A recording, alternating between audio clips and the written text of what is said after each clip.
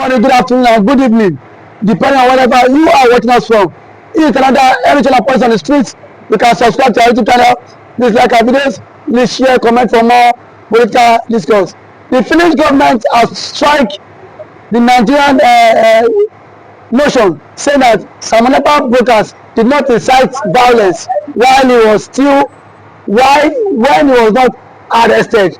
The Nigerian government has, after dropping the terrorism charge against Ekpa, now they said Simon Ekpa brokers incited violence in the South. Mazi, how can you react to this, sir? That is the voice, the wailing, weeping of a failed man.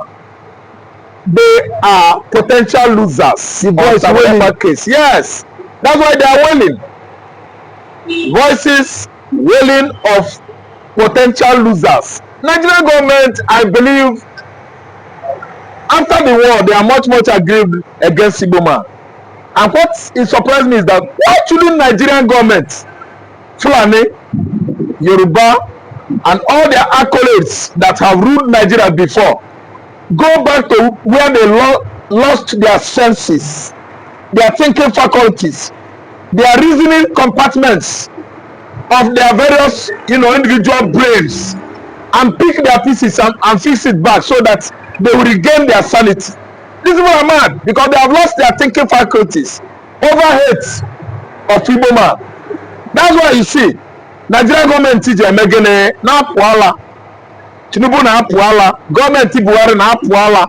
They were mad in the past and they still maddening madness. Yes, let me speak up. They are still maddening madness. They lost their senses in the past. Instead of going there, ransack everywhere where they forgot their senses and thinking faculties, pick all those nervous gadgets, call a virologist, neurologist can do that job and fix it back on their various individual brains. See, they are hurting. They hurt, they go. They hurt, they go. Nigeria hurt them, they go. That's why they are all heading into abyss. In fact, they have headed into abyss because most of them now are mad because Simon Ekpa is about to come back. And when the eagle lands in Igbo land, you know how it will be now. When the eagle lands, the eagle is going to land. Simon Ekpa and Joko, the eagle must land. The eagle has landed already. And when the eagle is landed, I know what will happen. Yes, killer headers, bandits, Fulani kidnappers, Asari Dokubo, all of them, they will be all scampering for safety. They will be scampering for safety because the eagle is there. Don't you know that anytime eagle lands, if eagle is landed now, the kite, the hawk, swift in Africa, owl, chicken, tolo, everybody, eagle will shoot from high soar altitude, soar the high altitude, sweep and grab any one of them. All these chickens, all these dogs, all these mad pigs in the southeastern Nigeria scrambling for annihilation of Igbo man will all be picked and devoured by the eagle. Simon Ekpa is right now warming up, to come and start what he actually is known how to do best. That's a social media campaign for rapid emergence of Jewish state of Biafra.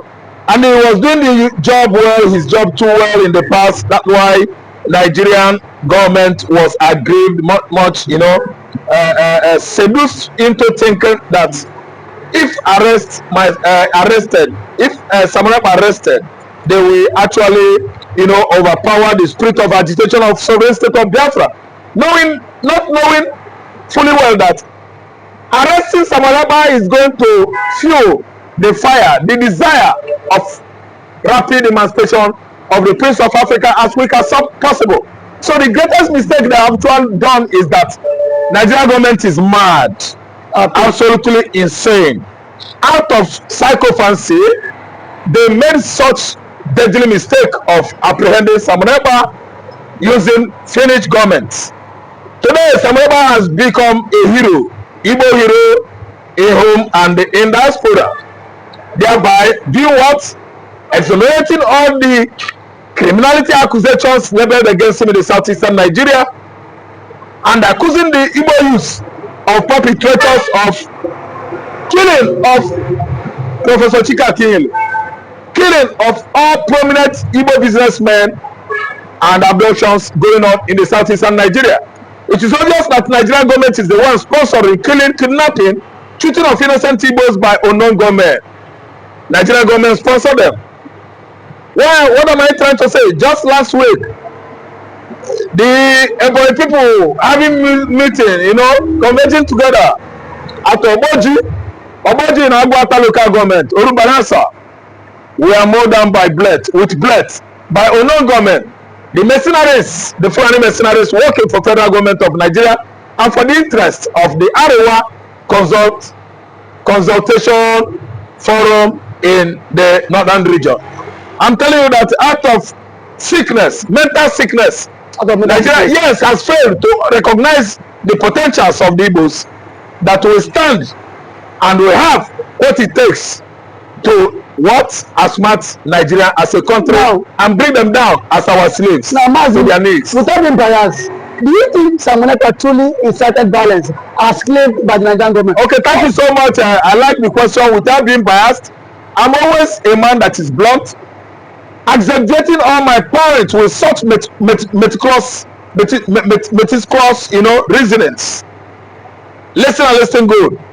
Simon Ekpa actually defended well. When a man is in defense of his tribe, he will learn to do his work well. And I'm telling you that military man in Finland, an Igbo-born military man in Finland, they did not incite any violence, rather he defended Fulani violence. Nigeria-sponsored violence to annihilate and exterminate the Igbos was rebuffed by Simon Ekpa Njoku's, you know, defense. Yes. Simon Ekpa Njoku is a military man in Finland and is doing his job well. The dog of war. Simon Ekpa Njoku is a jackal. Yes, jackal. Without being told or called or provoked, jackal could attack any animal or humans and subdue them, bring them down to their knee and eat off their flesh. Simon Ekpa Njoku is a jackal. I'm telling you that he's going to do more, because Fulani Janjaweeds that stay coming en masse to do what? To attack southeastern Nigeria. And Fulani Juganos militias, they should raise it up that their graves will be scattered all over Igbo land. But the ego has landed. Simon Ekpa Njoku. But sir, the southeastern governors have also concurred together that Simon Ekpa Njoku actually incited violence and unrest in the states now. Thank you so much. In every 12, there must be one Judah there. Out of the whole southeastern states, the Judas we have is more than one Judah. And you can see 12 disciples, one Judah Iscariot, 5 disciples is having among them, all of them as Judas Iscariot, except Alexoti. Pope Uzodinma is worse than Judas Iscariot, a man that sold his master and collected money and pocketed it.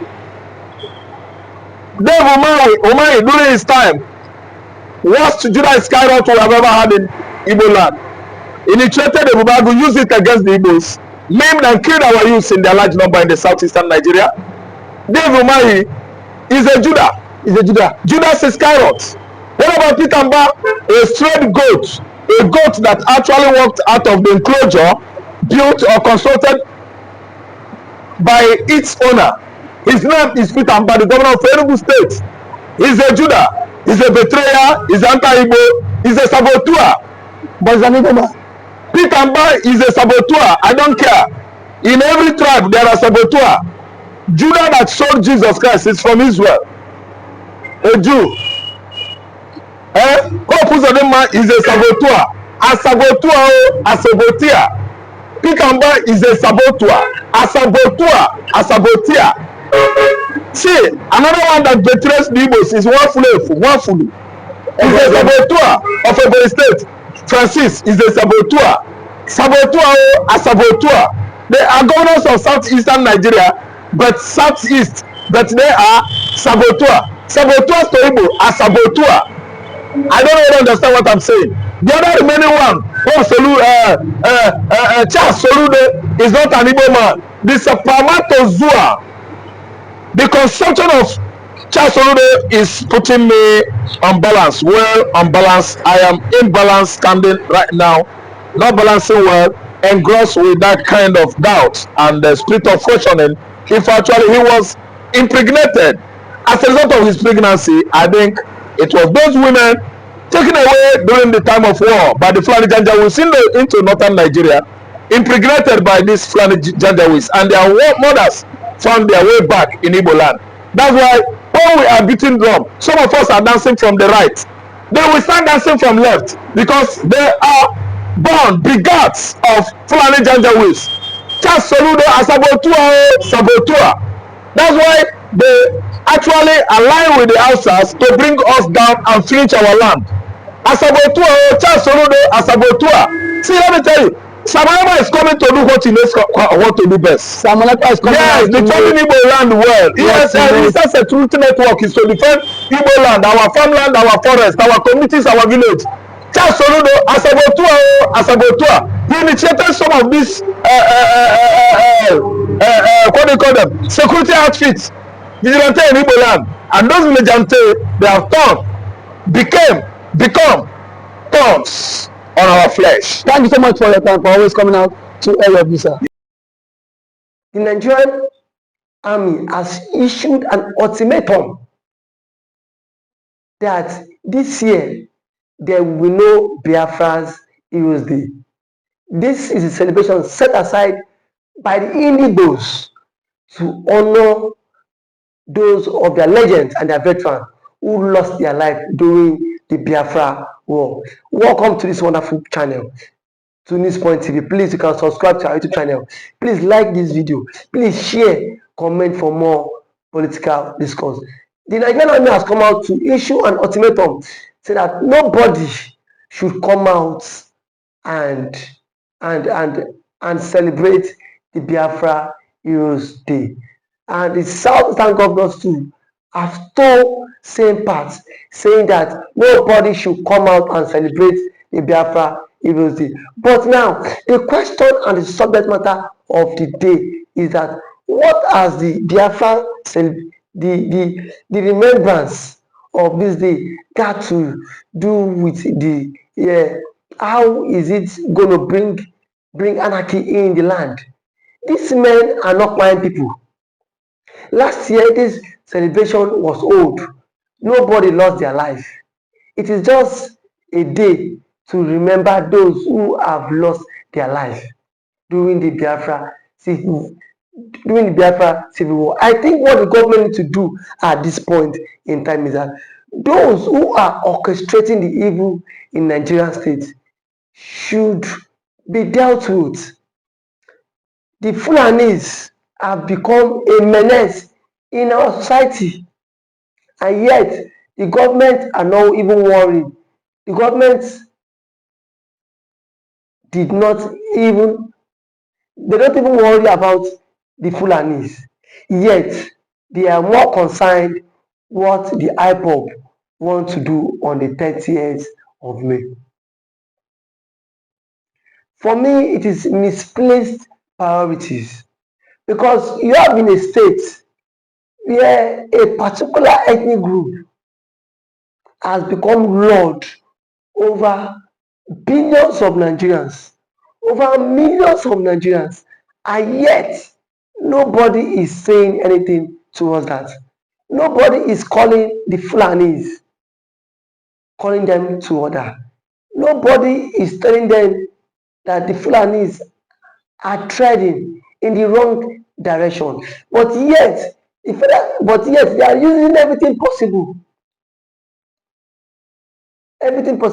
to oppress the evil man, to oppress their struggle, to oppress everything that belongs to them. The question is, how long can we continue in this contraption called Nigeria? Yes, how long can we continue in this contraption called Nigeria? The IPOB on their own I say that day, nothing will stop that day. And they mean their words, that nothing will stop the Biafra celebration day in the East.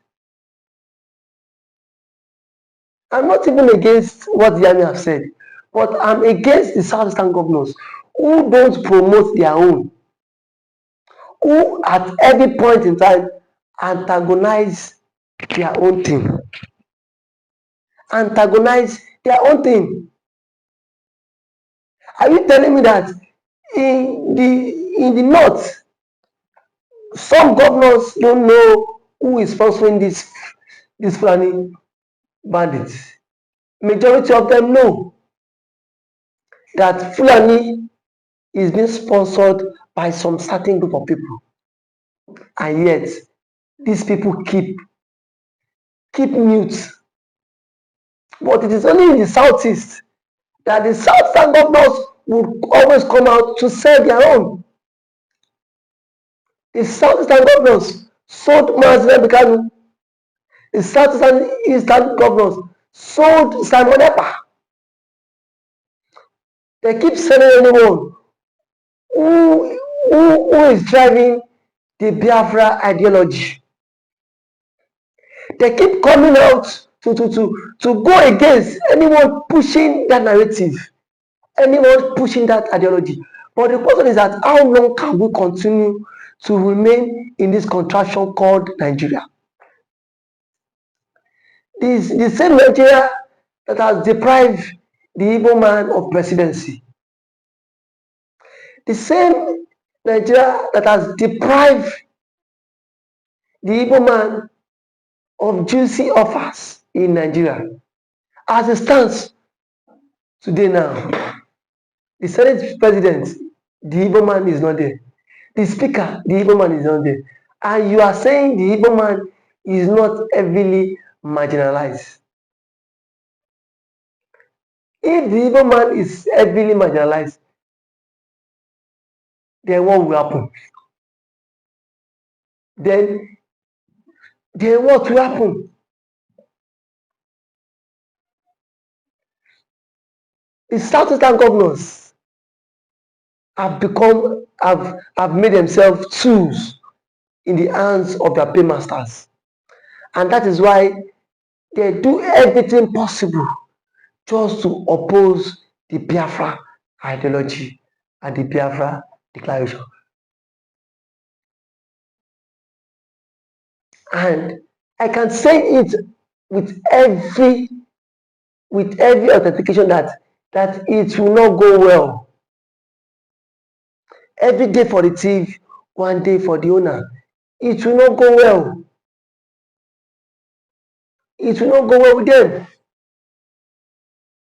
Because as it stands, we know Nigeria is not a state that preach through federalism, that preaches for democracy.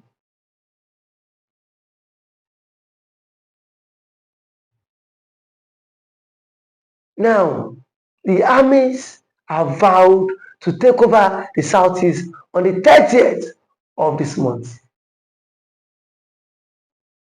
And yet, no governor has come out to tell the people that allow these people, let them do their thing. Let them do their thing. If the governors in the southeast can shorten his people, I am certain, I am sure, I am very sure that the army would not threaten those who want to come out to celebrate on the 30th, to celebrate the Biafra Heroes Day, just because the governors themselves are also part of the problem. The governors themselves are in support of the Nigerian government. They are also in support of the Nigerian state, knowing fully well that after you serve the Nigerian government, you will come back to your homeland. You come back to your homeland. And if you come back to your homeland, how will the people rate you? How will the people rate you? How will the people see you? Is this individual truly a good leader?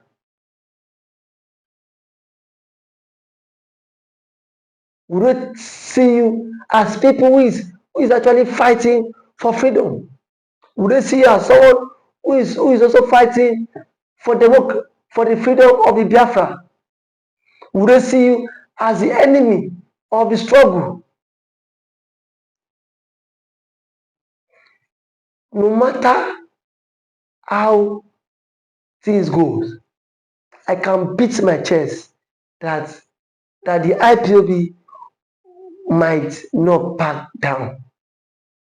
They will not back down because that day has been set aside to honor those who were pied, those who lost their life in doing the Biafra struggle.